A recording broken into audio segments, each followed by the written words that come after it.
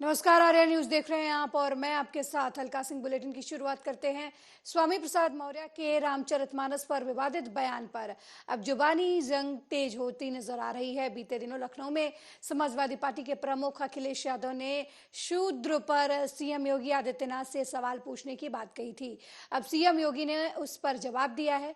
तब सपा प्रमुख ने कहा था कि हमारे मुख्यमंत्री योगी हैं, जो एक संस्था से आए हैं, उसका अपना एक इतिहास रहा है। मैं रामचरितमानस और शूद्र पर सीधा सवाल पूछूंगा। सदन में बताइए, शूद्र कौन कौन है? ये हमारा और आपका सवाल नहीं है, ये धार्मिक लोगों का सवाल है।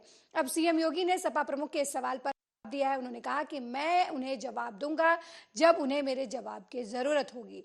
जवाब उन्हें देना चाहिए जो जवाब को समझ सके। अराजकता पैदा करने वालों को क्या जवाब दिया जाए?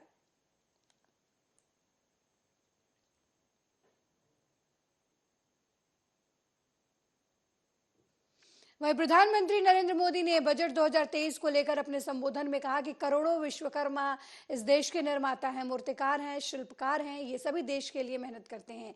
देश इस बजट में पहली बार अनेक प्रोत्साहन योजना लेकर आया है। ऐसे लोगों के लिए टेक्नोलॉजी, क्रेडिट और मार्केट की योजना की गई है। पीएम विश्वकर्मा योजना यानी विश्व विकास इस विश्वकर्माओं के लिए बड़ा बदलाव लाएगा।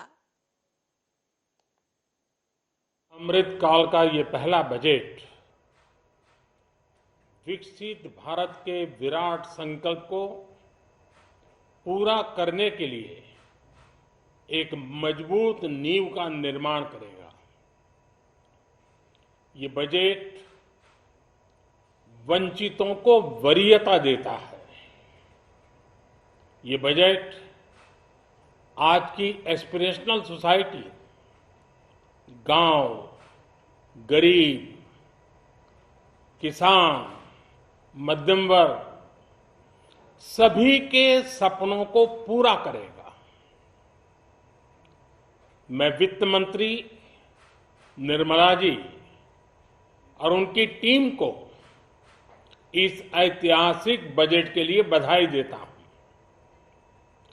साथियों, परंपरागत रूप से अपने हाथ से औजारों और टूल्स से कड़ी मेहनत कर कुछ न कुछ सृजन करने वाले करोड़ों विश्वकर्मा इस देश के निर्माता है।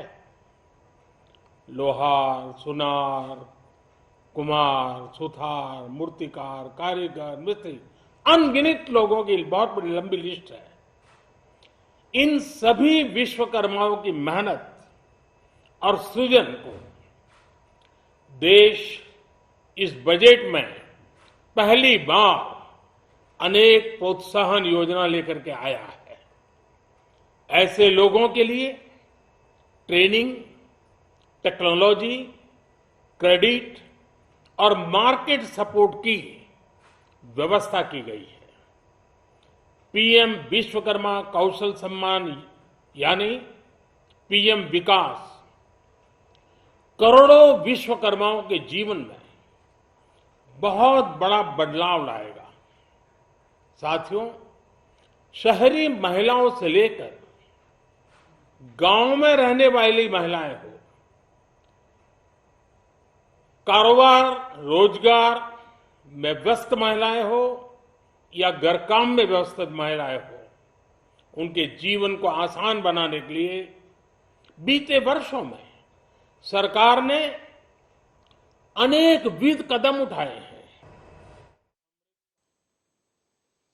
नए जिले में पहली बार प्रभार मंत्री बनाए जाने पर पहुंचे निषाद राज। पार्टी के राष्ट्रीय अध्यक्ष संजय निषाद ने बीजेपी कार्यकर्ताओं से कहा कि रामचरितमानस पर लेकर जो बयान दिया गया है स्वामी प्रसाद मौर्य की तरफ से, उस पर मत्स्य मंत्री संजय निषाद ने कहा कि भगवान राम के बारे में बोलने वाले और रामचरितमानस पर आवाज उठाने का मतलब गलत है। इसका मतलब हमारी बिरादरी मछुआरों के खिलाफ बोला जा रहा है।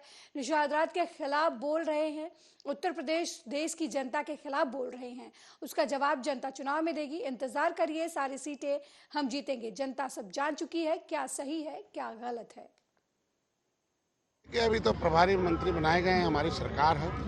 मैं बधाई देता हूँ अपनी सरकार को कि जनता के द्वार के लिए काम किया और हर हफ्ते कैबिनेट की बैठक होती है, उसमें समस्याओं पर चर्चा होती है। जो नीतियाँ, गलत नीतियाँ पिछली सरकारों ने बनाई उसे बदला जा रहा है और जनता के हित में जो नीति चाहिए उसको लाया जा रहा है। और नीति कभी है कि नीचे स्तर से जहाँ से आता है, प्रस्ताव जाता है, उसको हम लोग कैबिनेट में लाते हैं। ऐसे भी प्रभारी मंत्री बनाए गए हैं यहाँ के औरैया जनपद के, और यहाँ के जनप्रतिनिधियों से अभी बात हुई है और निश्चित रूप से कुछ न कुछ कमियां हैं, लेकिन अच्छाइयां भी अच्छी। मेडिकल कॉलेज बन रहा, अभी गया था। वहीं जालौन में 1 फरवरी को थाना डकोर और सिरजी पुलिस ने गैंगस्टर एक्ट में वांछित 25,000 रुपए के इनामी अपराधी को मुठभेड़ में गिरफ्तार कर लिया है। एसओजी टीम और थाना डकोर पुलिस ने डकोर से रात जाने वाली रोड के पास रास्ते पर बाइक सवार गौ तस्कर को जब रोकने की कोशिश की तो बदमाश ने पुलिस पर फायरिंग कर दी। इस दौरान पुलिस की जवाबी फायरिंग में बदमाश बाबुद्दीन निवासी चांदपुर थाना भोगनी घायल हो गया, जिसे पुलिस ने गिरफ्तार कर लिया। आपको बता दें कि गिरफ्तार बदमाश गैंगस्टर एक्ट में वांछित था।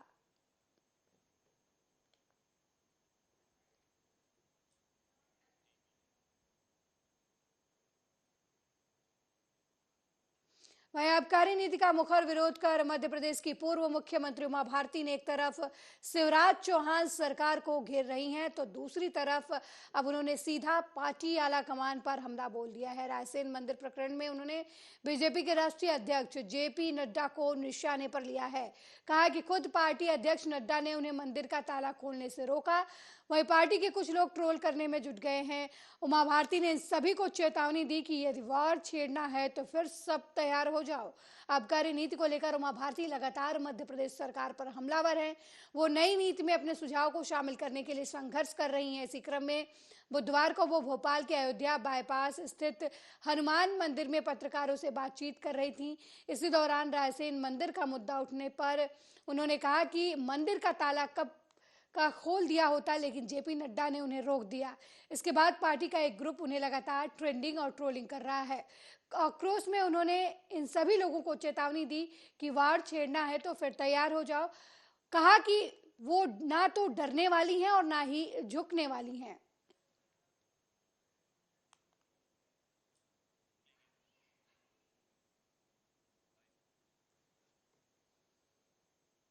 वहीं हमीरपुर में 6 जनवरी को नाले में एक अधेड़ का शव मिला था, लेकिन अभी तक उस मामले में कोई कार्रवाई नहीं हुई है, जिसके खिलाफ ग्रामीण मुख्यालय के कलेक्ट्रेट परिसर में पुलिस के खिलाफ प्रदर्शन करते हुए हत्या का मुकदमा दर्ज कर कार्रवाई करने की मांग की है।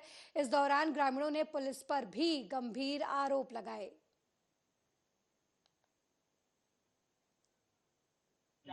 हम गए थे काम करने जगनपुर, सिवनी के पास शटरिंग लगाने। वहाँ से वापस आ रहे थे, जगनपुर के बाहर दो आदमी मिले, जिनका नाम कल्लू यादव सिवनी का था और बलवीर यादव जगनपुर का था। उन्हीं के पास पापा को हमने छोड़ दिया। पापा ने कहा तुम जाओ घर का काम देखना। 5 बजे के आसपास, 3 बजे घर से गए थे तो हम वहाँ चले आए। जब नहीं आए तो 10 बजे तक हमने इंतज़ार किया। पापा हमने पता किया, नहीं पता चला। जब सुबह पता चला कि सिवनी में नाली में एक शव पड़ा है, तो हमने वहाँ पे जाके देखा तो हमारे वहीं बुंदेलखंड को अलग राज्य बनाने को लेकर पदयात्रा शुरू हो चुकी है। सैकड़ों लोगों ने इस पदयात्रा में हिस्सा लिया। ये पदयात्रा लक्ष्मीबाई तिराहे से शुरू हुई। आपको बता दें कि काफी लंबे समय से बुंदेलखंड के लोग अलग राज्य बनाने की मांग कर रहे हैं।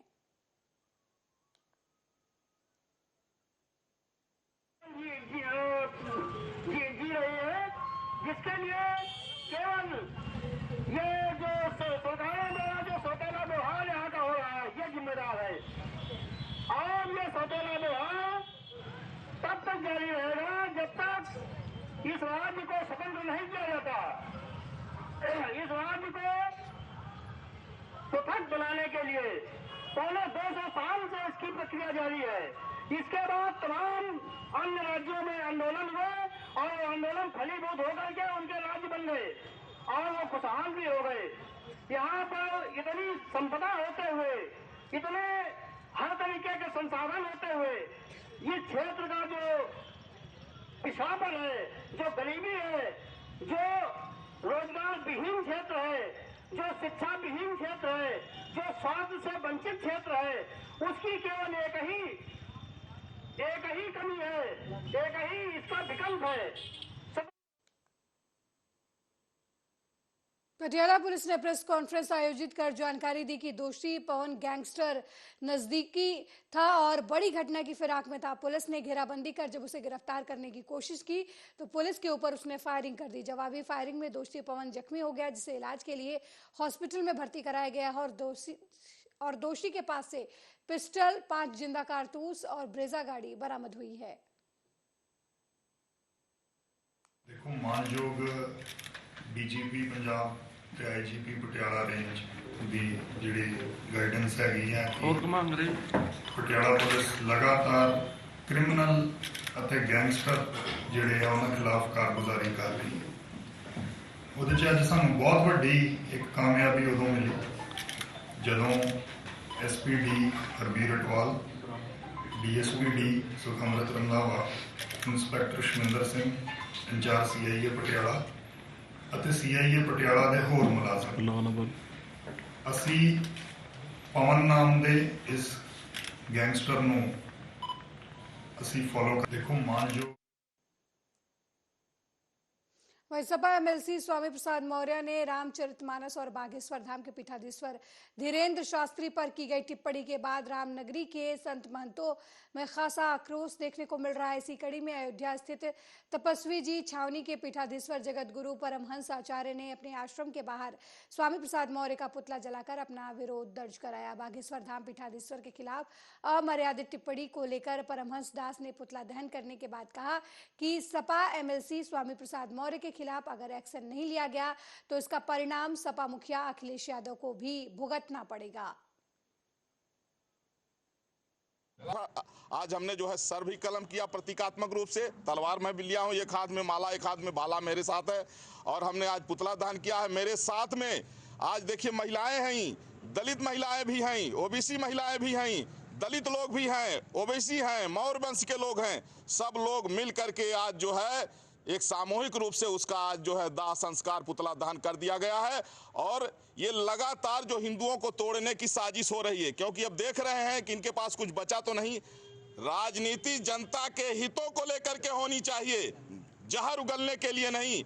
मैं कह रहा हूं, कुरान के विषय में अगर ये बोला होता, 27 कुरान में ऐसी आयतें हैं जो गैर मुस्लिमों को हत्या करने की बात करती हैं। अगर कुरान को लेकर के बोला होता ना, इसके 1000 टुकड़े हो गए होते।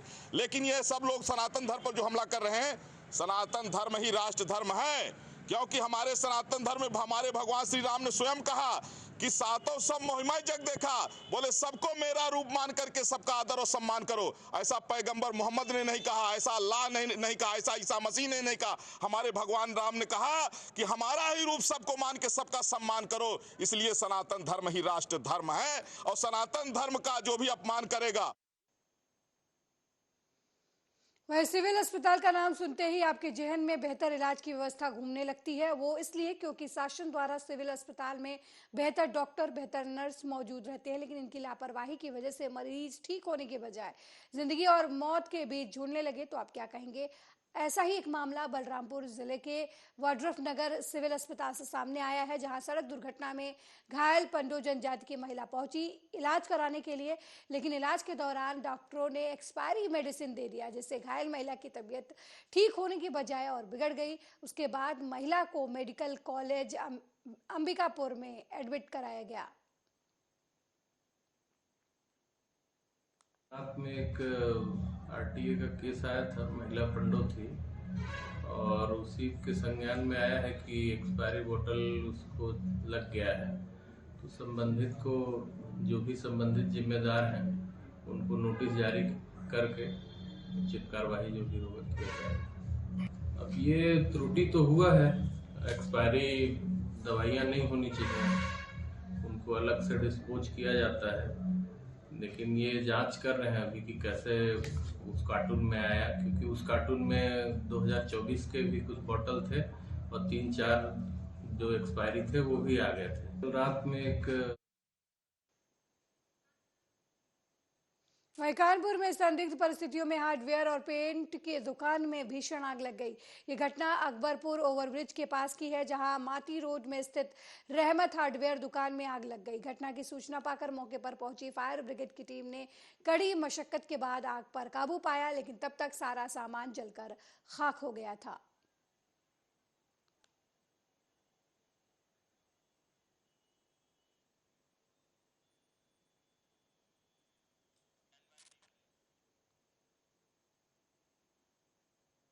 खबर छत्तीसगढ़ से है, जहां सूरजपुर जिले के प्रसिद्ध धार्मिक स्थल खोपा धाम में असामाजिक तत्वों ने तोड़फोड़ की। वहीं मामले की गंभीरता को देखते हुए प्रशासनिक अधिकारी मौके पर पहुंचे और स्थानीय लोगों से पूछताछ की जा रही है। आशंका यह भी जताई जा रही है कि किसी मानसिक रूप से विक्षिप्त व्यक्ति ने धाम प्रांगण में मूर्तियों को क्षतिग्रस्त किया होगा। फिलहाल पुलिस मामले की जांच कर रही है।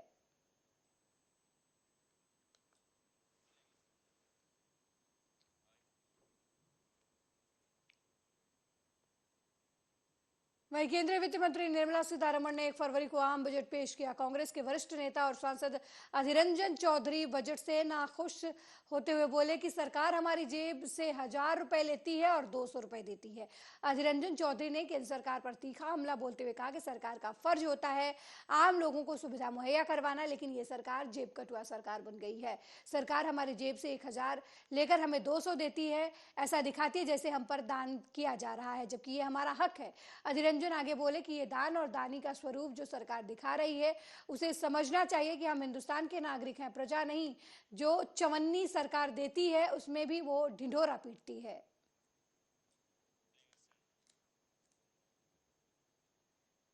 वहीं एमसीबी जिले के मनेन्द्रगढ़ वन परिक्षेत्र के कुंवरपोर के गांव पंचायत जैती सगरा के यूकेलिप्टस प्लांट के अंदर बाघ घुसा हुआ है, जिससे ग्रामीणों में दहशत का माहौल है।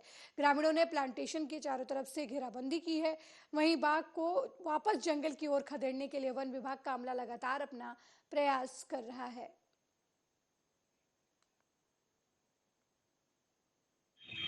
बताइए। जैसे सुबह बता रहे हैं ग्रामीण यहाँ के कि इस क्षेत्र में देखा गया है और देखकर वापस वहाँ नीलगिरी के जो पेड़ है वहाँ के पास है ऐसा बता रहे हैं, पर यहाँ तो अभी दिखाई नहीं दे रहा है। पर हमारे स्टाफ यहाँ निरंतर यहाँ पर रहेंगे, मॉनिटरिंग में रहेगा, साथ में पुलिस बल भी है। आज ग्राम सगरा में शेर को खदेड़ते हुए गांव के ही एक लिस्पिट है उसमें घुस गया है, जिससे इस गांव के आम नागरिक काफ़ी शेर की दहशत में है। कभी भी अचानक किसी के ऊपर भी हमला हो सकता है। हम चाहते हैं कि जल्द ही इसका यहाँ से ले जाने का या किसको भगाने का काम किया जाए, नहीं तो हमारे इस क्षेत्र के जनता को आने जाने में काफ़ी दिक्कतें हो। कटनी के रंगनाथ थाना झर्रा टिकुरिया में देर शाम पुलिस और बदमाशों के बीच छीना झपटी का मामला सामने आया। इस दौरान एक बदमाश ने आरक्षक पर कट्टे से फायर कर दिया, लेकिन आरक्षक ने हिम्मत दिखाते हुए कट्टे की दिशा जमीन की ओर मोड़ दी, जिससे फायर होने के बाद भी गोली उसे नहीं लगी बल्कि फर्श में जा धंसी। इसी तरह आरक्षक ने अपने दूसरे पुलिसकर्मी साथियों को भी सुरक्षित किया।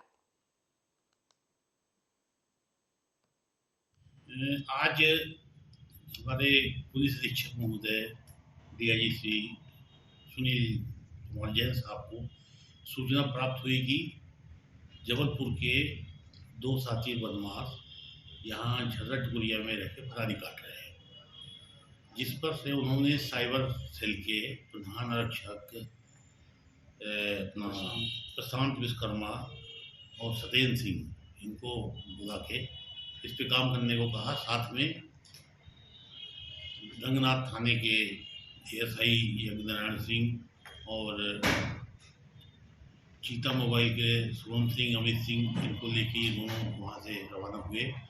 कोतवाली के एएसआई कप्तान सिंह, वीरेंद्र तिवारी, पुष्पराज सिंह, ये भी इनको भी खबर दी गई। इन सब ने जाके झर्रा टिकुरिया में मस्जिद के पीछे इनकी लोकेशन मिली, इनका घेराबंदी किया तो वहाँ पे 2 आरोपी, 2 व्यक्ति जो पिस्टल लिए हुए थे वो इनको देख के भागे। अब ये स्टाफ ने भी घेराबंदी किया तो उसमें से एक जीत चतुर्वेदी जो था, इसको पहले जो है उसने पकड़ लिया स्टाफ ने, और उसके साथ में एक पिस्टल भी मिली। वहीं रायबरेली में जिलाधिकारी माला श्रीवास्तव ने खुद स्वयं सहायता समूह की महिलाओं को एक बड़ी सौगात दी। कलेक्ट्रेट परिसर में स्थित एक दुकान का फीता काटकर दीनदयाल अंत्योदय योजना की कैंटीन का उद्घाटन किया। कैंटीन में खुद स्वयं सहायता समूह की महिलाओं के बनाए सामानों को कम कीमत में बेचा जाएगा। इस कैंटीन में अगरबत्ती, धूप, हवन सामग्री, पापड़, अचार, नमकीन, चिप्स ग्राहकों को उपलब्ध कराए जाएंगे। जिलाधिकारी के इस प्रयास से जहां स्वयं सहायता समूह की महिलाओं की आय बढ़ेगी, वहीं उनके जीवन स्तर में भी सुधार होगा। NULM के साथ जुड़े हैं तो उनको हमेशा से ये मांग थी कि उनके मार्केटिंग के लिए और भी अच्छी उनको सुदृढ़ करते हुए और उनकी मदद कराई जाए मार्केटिंग को लेकर के। तो आज हम लोग ने एक शुरुआत के तौर पे इसको किया है कि कलेक्ट्रेट में एक जगह चिन्हित करके इनको दिलवाया है। और इसमें जो NULM से जुड़े समूह हैं, ज़िले के अन्य भी समूह हैं, उनको हम लोग सब जोड़ना चाहते हैं और यहाँ से एक व्यवस्था बना रहे हैं कि मोबाइल नंबर्स पे संपर्क करके उन समूहों के जो भी उत्पाद हैं और उसका एक स्टैंडर्डाइज्ड रेट है उसके बारे में हम लोग प्रचारित कर रहे हैं, और जो भी मोबाइल नंबर पे या व्यक्तिगत रूप से यहाँ पहुँचेंगे वो ये सामग्री क्रय कर सकेंगे। और हम लोग की कोशिश है कि इन समूहों को एक और बल मिले। इन्होंने जो अपना काम जी, मैं अंतर्राष्ट्रीय महिला सम्मानित उषा वर्मा सत्यनगर से, हमारी जो ये महिलाएं हैं सहायता समूह की ये अपना अपना उत्पाद अपने अपने कार्य से अपने अपने घरेलू घर में कर रही थी। हम लोगों ने मैडम से जो है सिफारिश करके इस कैंटीन की शुरुआत कर दी, जिसमें जो है अगरबत्ती, हवन सामग्री, धूप, कलावा और मक्के का आटा, ज्वार का आटा, नमकीन, पेठा, अचार, इन सब की उत्पादी है। आगे और भी सामान आप लोगों को होम डिलीवरी द्वारा मिलते रहेंगे। कहाँ पे खोली गई जी, ये कलेक्ट्रेट कचहरी में खोली गई। क्या लगता है इससे कुछ लाभ होगा? अरे सर, बहुत लाभ होगा। अभी हम लोगों ने आज ही सुबह जो है यहाँ पर केवल शकल ही दिखाई है कि लोगों के जो है। यूपी के डिप्टी CM ब्रजेश पाठक ने आज पेश हुए बजट पर कुछ कहा है। उन्होंने क्या कुछ कहा, ये आपको सुनवाते हैं। आज केंद्र सरकार ने जो बजट प्रस्तुत किया है अद्भुत है। पूरे प्रदेश और देश के लोग जिस बात की चिंता लंबे समय से कर रहे थे, महिलाओं को, बुजुर्गों को, नौजवानों को, छात्रों को, इवन देन किसानों को विशेष रूप से सहायता दी गई है। जिस ढंग से टैक्स स्लैब में परिवर्तन किया गया, 7 लाख तक की इनकम को कर मुक्त घोषित किया गया, अद्भुत निर्णय है। प्रदेश के मध्यम वर्ग के लोग, देश के मध्यम वर्ग लोग इसका बड़े लंबे समय से इंतजार कर रहे थे। मैं बहुत बहुत आभार प्रकट करता हूँ आदरणीय प्रधानमंत्री नरेंद्र मोदी जी का। चिकित्सा के क्षेत्र में विशेष रूप से नए नर्सिंग कॉलेज पूरे देश में खोले जाने की व्यवस्था की गई है। इसके अलावा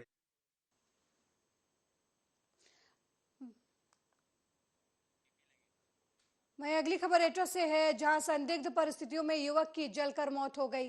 पुलिस की जांच में पत्नी के ऊपर हत्या करने का आरोप लगाया। हालांकि पुलिस ने शव को कब्जे में लेकर पोस्टमार्टम हाउस भेज दिया है और घटना की बारीकी से जांच कर रही है। ये कल रात्रि में 2 बजे के आसपास पुलिस को सूचना मिली कि निवो हसनपुर थाना मलावन के गांव में एक शॉर्ट सर्किट से आग लगी है और मौके पे पुलिस पहुंची, छानबीन की। वहाँ पे दुष्यंत नाम के व्यक्ति की जलने से मौत हो गई पाया गया। और इस संबंध में उनके परिजनों द्वारा आशंका व्यक्त की गई है कि उनकी जलाकर हत्या की गई है और इस पूरे प्रकरण पे थाना मलावन में अभियोग पंजीकृत किया जा रहा है तथा इसकी गहराई से छानबीन की जा रही है। मौके पे फील्ड यूनिट आदि के द्वारा जो है